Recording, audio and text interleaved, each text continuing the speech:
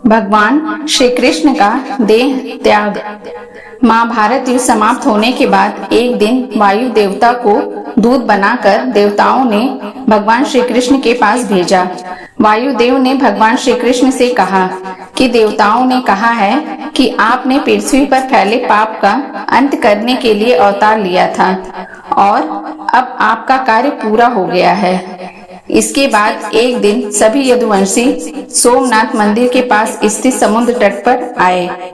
यहीं यादवों में आपसी विवाद हो गया और वह एक दूसरे को मारने लगे।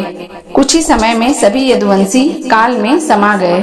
इस स्थिति को देखकर बलराम जी सागर तट पर बैठ गए। भगवान श्री कृष्ण और उनके सारथी दारुक ने देखा कि बलराम जी के मुख से एक विशाल नाग बाहर निकल रहा है। समुद्र उस नाग की स्तुति कर रहा है।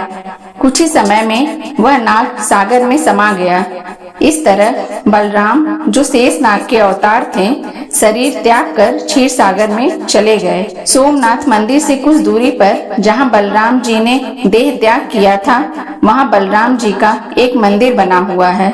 बलराम जी का देह त्याग के बाद भगवान श्री कृष्ण ने अपने सारथी से कहा कि अब मेरे भी जाने का समय हो गया है, इसलिए मैं योग में लीन होने जा रहा हूँ। द्वारिका में जो लोग बच गए हैं उन सभी को कह दो कि अर्जुन के आने के बाद वह द्वारिका को छोड़कर उनके साथ चले जाएं, क्योंकि अर्जुन के द्वारिका से जाने के बाद मैंने समुद्र से जो भूमि द्वारिका नगरी बसाने के लिए ली थी, समुद्र उसे डुबो देगा।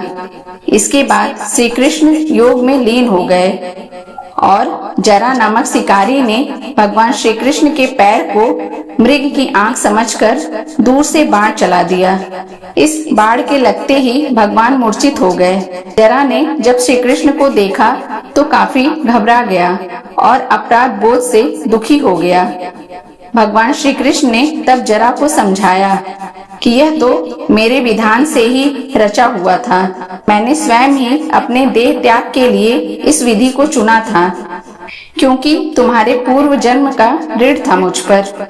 जरा पूर्व जन्म में बाली था, जिसका वध भगवान राम ने किया था।